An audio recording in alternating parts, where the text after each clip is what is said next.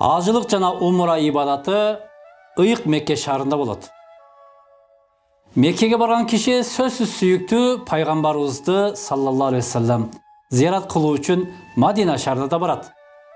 Анткени пайгамбарыбыздын куттуу денеси нурдуу шаар деп аталган Мадина Мунавварада.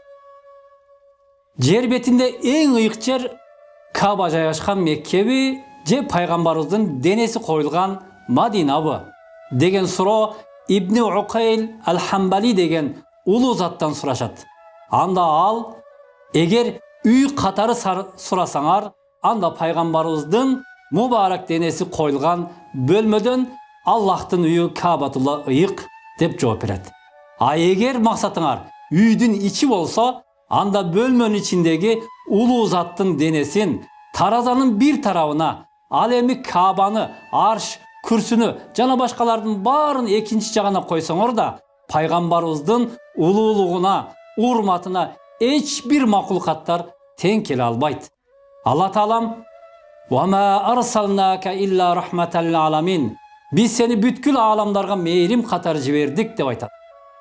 Эң алгач анын нурун жаратып, андан соң анын урматына бул ааламдарды жаратты.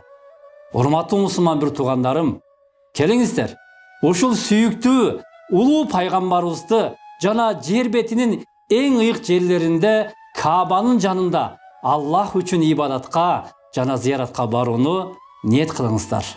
Ассаламу алейкум ва рахматуллахи ва баракатуху.